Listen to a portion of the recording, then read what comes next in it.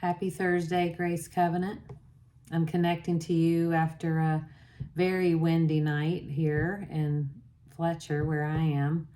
And I know a lot of people in the Southeast especially are waking up after a night of extreme weather. We're looking toward more thunderstorms and stuff along the East Coast today.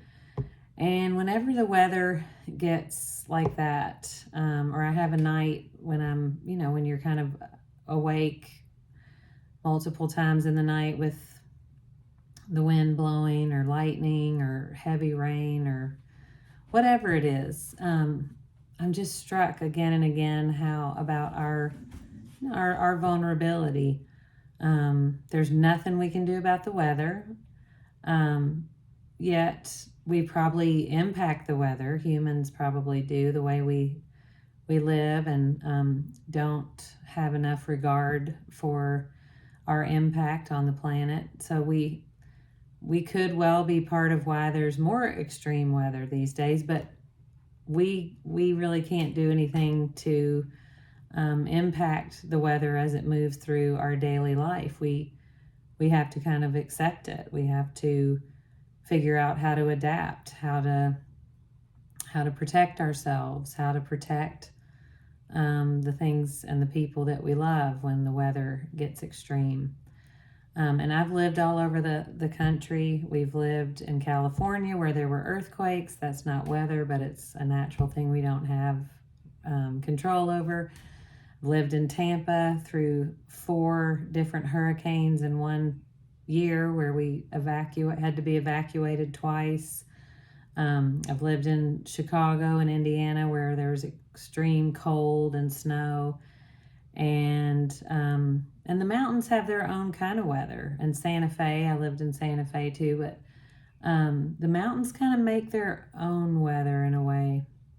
And in a way, we're protected from some things, but then in another way, things can blow in pretty fast and you can kind of be stuck, kind of be caught in it. And it really kind of surfaces for me some of the spiritual muscles we've been exercising during Lent around longing and belonging, and how sometimes belonging is fraught. We belong to this world, and this world is very beautiful with wonderful things.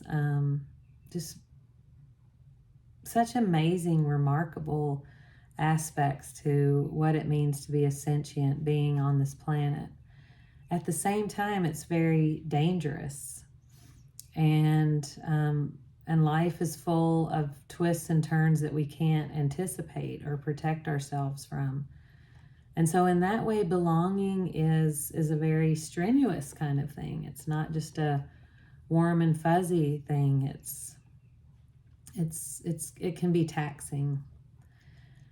And the longing part of that is, at least for me, I find myself sometimes when things are so taxing, I find myself longing for something that wasn't so hard or so hurtful or just so tumultuous sometimes. And I wonder sometimes what it means to long for something easier in a world really that isn't easy. As we turn the corner in Lent and we move toward Palm Sunday and Passion Sunday and Easter, we kind of play out this rhythm of longing and belonging in a very intense way during Holy Week, where things really get to a fevered pitch. There's the crowded Jerusalem of Maundy Thursday when people are gathered to celebrate, and the intensity of bodies in proximity to each other and families reunited, and probably tensions, that come with a lot of humans being in one place. And then, of course, the drama and tragedy and violence of Good Friday, and the grief and sorrow and deep despair of Holy Saturday. And then the release, the joy, the the relief of Easter morning and the promise of some kind of new freedom that we really didn't even know we had the capacity for.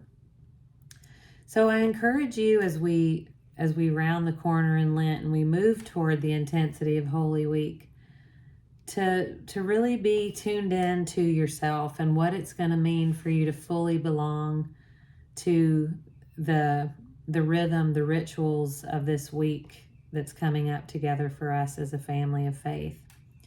Many of you are finding your way back to in-person things. Many of you are connecting from remotely, and you always will. You don't live here in Asheville, and we're finding a way to be church in these new times. And no matter how you're connecting or from where you're connecting, I really pray that your first level connection is going to be to yourself and your own nervous system and your own psyche and your own self-awareness, so that you can come into this journey with full knowledge of the resources that you have personally to move through it, and take care of yourself, so that you can be in community and not do harm, so that we can kind of weather the storms together, without lashing out at each other in ways that hurt, but really, being together in ways that, yes, have intensity, but also are nurturing and nourishing, tender and kind, but most of all, loving, which is powerful. The order of magnitude of love is not small. It's not little. It's kind of like the storm that went through last night. It's a mighty, mighty force. So Grace Covenant, I invite us to hold on to each other as we move into this intense time, and just really be open together to what it means to support each other and ourselves for whatever it is that God has in store for us. Love to all of you. See you soon.